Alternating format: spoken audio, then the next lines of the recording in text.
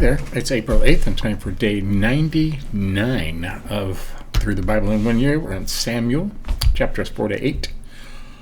And we're reading all about Samuel. Let's jump over there. And remember, Samuel was given to the church by his mother right after he was weaned and said his head would never be shaved. Didn't say he had long hair, it said his head would never be shaved. Just, I imagine it was cut. He's not a Nazarite. So we'll jump over there and we'll get into it. Let's get a little smaller here. There you go. Okay. And Samuel's word came to all Israel. He was a prophet. Okay? Now the Israelites went out to fight against the Philistines. The Israelites camped at Ebenezer and the Philistines at Aphek. The Philistines deployed their forces to meet Israel, and as the battle spread, Israel was defeated by the Philistines, who killed about 4,000 of them on the battlefield.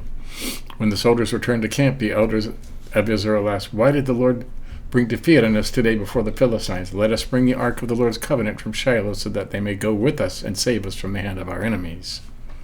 Right. So the people sent to Shiloh, and they brought back the ark of the covenant of the Lord Almighty, who was enthroned between the cherubim.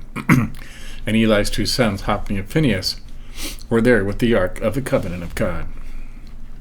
When the ark of the Lord's covenant came into the camp, all Israel raised such a great shout that the ground shook. Hearing the uproar, the Philistines asked, "What is all this shouting in the Hebrew camp?" When they learned the ark of the Lord had come into camp, the Philistines were afraid, and God has come into the camp. They said, "Oh no, nothing like this has happened before. We're doomed. Who will deliver us from the hand of these mighty gods? They are the gods who struck the Egyptians with all kinds of plagues in the wilderness. Be strong, Philistines, be men, or you will be subject to the Hebrews, and as they have been to you. Be men and fight." So the Philistines fought, and the Israelites were defeated, and every man fled to his tent. The slaughter was very great. Israel lost 30,000 foot soldiers. Wow. The ark of God was captured, and Eli's two sons, Hophni and Phinehas, died. Wow. That's terrible. That same day, a Benjamite ran from the battle line and went to Shiloh with his clothes torn and dust on his head. When he arrived, there was Eli sitting in his chair by the side of the road, watching because his heart feared for the ark of God. When the men entered the town and told what had happened, the whole town sent up a cry. Eli had heard the outcry and asked, "What is the meaning of this uproar?" The men hurried over to Eli, who was 98 years old, and his eyes had failed so that he could not see. Now remember, God told them they would not live past the prime of their life. Okay? He told Eli, "I have just come from the battle line. I fled from it this very day." Eli asked, "What happened, my son?" "The man who brought the news of Israel fled before the Philistines, and the army has suffered heavy losses. Also your two sons, Hophni and Phinehas, are dead, and the ark of the covenant and the ark of God has been captured." When he mentioned the ark of God, Eli fell backwards off his chair by the side of the gate. His neck was broken, and he died. Wow, for he was an old man, and he was heavy. He had led Israel 40 years. Man, fell off his chair and broke his neck. His daughter-in-law, the wife of Phinehas, was pregnant and near time of delivery when she heard the news that the ark of God had been captured and that her father-in-law and her husband were dead. She went into labor and gave birth, but was overcome by her labor pains.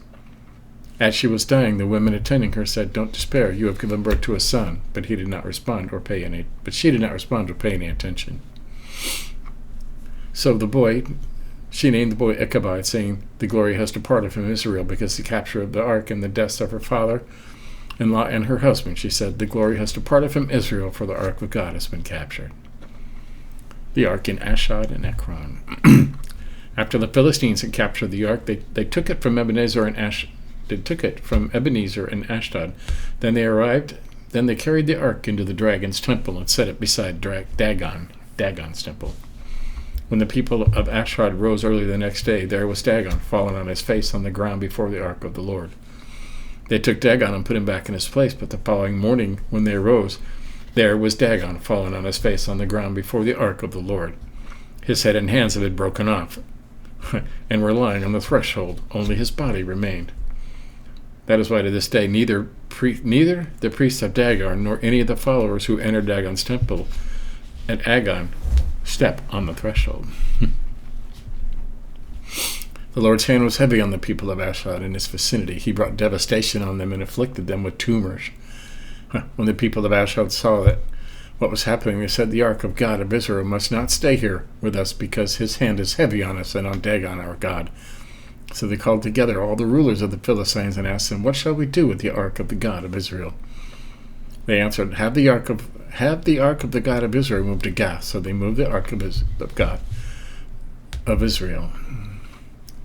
But after they had moved, the Lord's hand was against that city, throwing it into a great panic. He afflicted the people of the city, both young and old, with an outbreak of tumors. So they sent the ark to Ekron.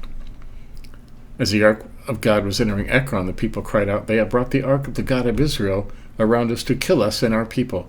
So they called together all the rulers of the Philistines and said, "Send the ark of God of Israel away. Let it go back to its own place, or it will kill us and our people." For death had filled the city with panic. God's hand was very heavy on it. Those who did not die were afflicted with tumors, and the outcry of the city went up to heaven. The ark returned to Israel. When the ark of the Lord had been in Philistine territory 7 months, the Philistine called for the priests and the diviners and said, "What shall we do with the ark of the Lord? Tell us how we should send it back to its place." They answered, "If you return the ark of the God to Israel, don't send it back to him without a gift. By all means, send a guilt offering to him. Then you will be healed, and you will know why his hand has not been lifted from you." The Philistine asked, "What guilt offering shall we send to him?" They replied, 5 gold tumors and 5 gold rats, according to the number of the Philistine rulers, because the same plague has struck both you and your rulers. Make models of the tumors of the rats that are destroying the country, and give glory to Israel's God. Perhaps he will lift his hand from you and your gods in your land. Why do you harden your hearts as Egyptians and Pharaoh did when Israel's God dealt harshly with them? Did they not send the Israelites out so they could go on their way? Now then, get a cart ready with 2 cows that have calved and have never been yoked. Hitch the cows to the cart, but take their calves away and pen them up. Then take the ark of the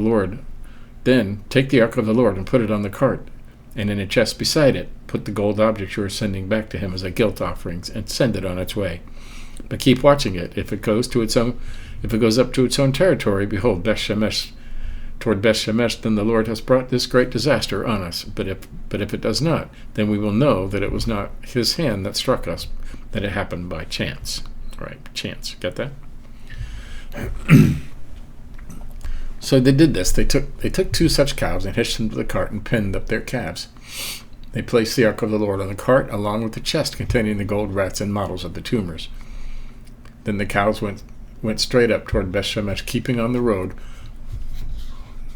and lowing all the way. They did not turn to the right nor to the left. The rulers of the Philistines followed them as far as the border of Beth-Shemesh. Now the people of Beth-Shemesh were harvesting their wheat in the valley. When they looked up and saw the ark, they rejoiced at the sight. The cart came to the field of Joshua and Beth-Shemesh, and there it stopped beside a large rock. The people chopped up the wood of the cart and sacrificed the cows as a burnt offering to the Lord. Oh, that's nice. The cows didn't do anything. The Levites took down the ark of the Lord together with the chest containing the gold objects and placed them on a large rock. On that day the people of Beth-Shemesh offered burnt offerings and made sacrifices to the Lord. The 5 rulers of the Philistines saw all this and then returned the same day to Ekron.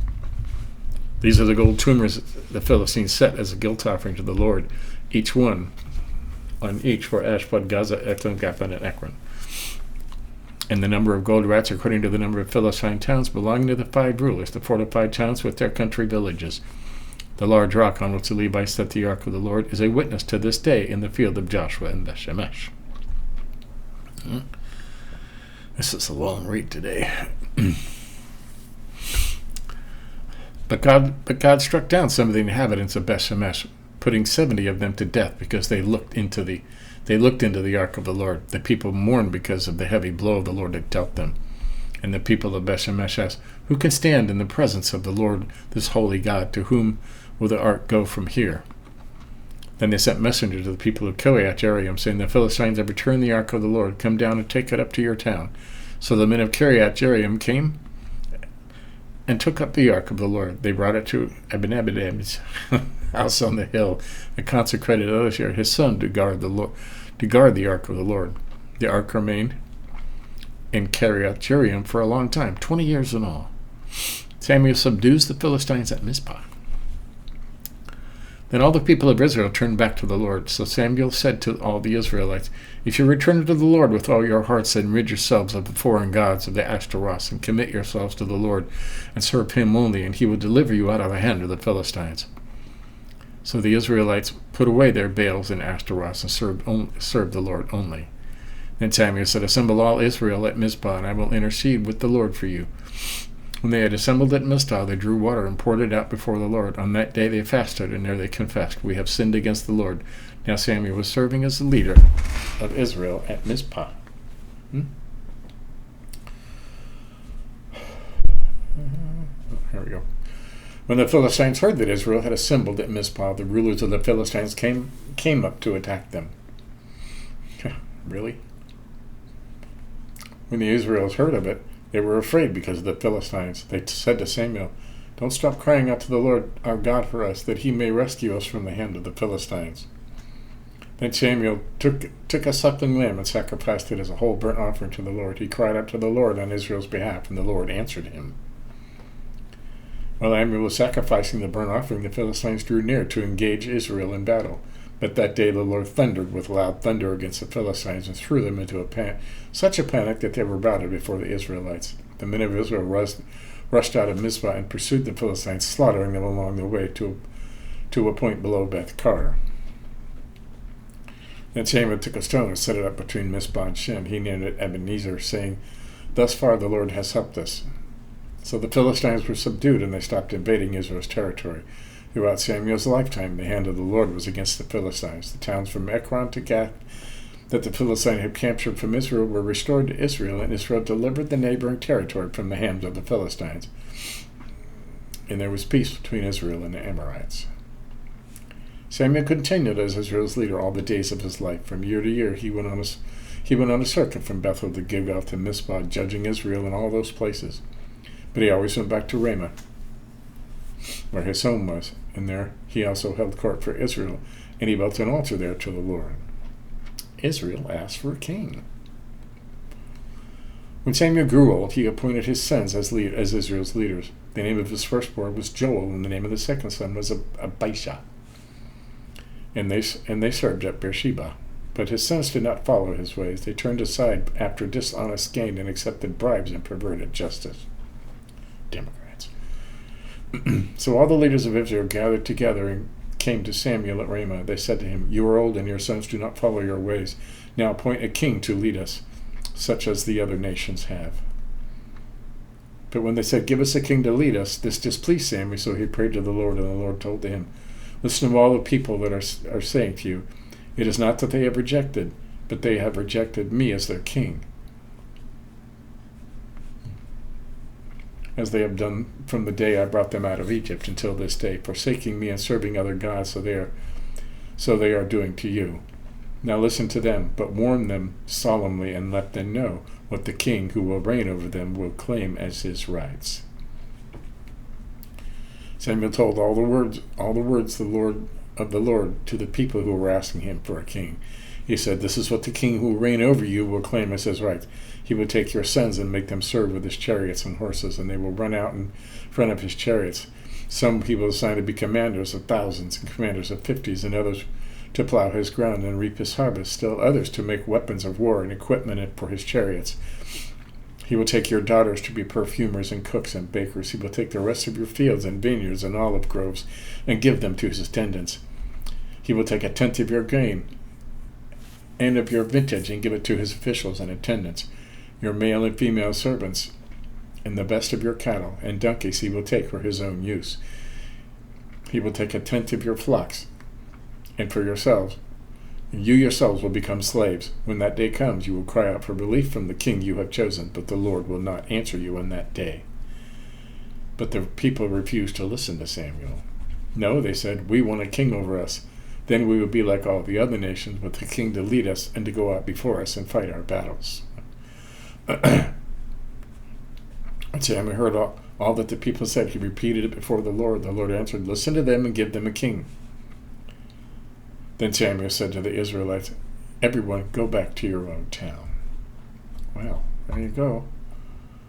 You gotta wonder about these Israelites, huh? Sometimes I wonder if they're even smart. Samuel anoints Saul. I can remember Saul.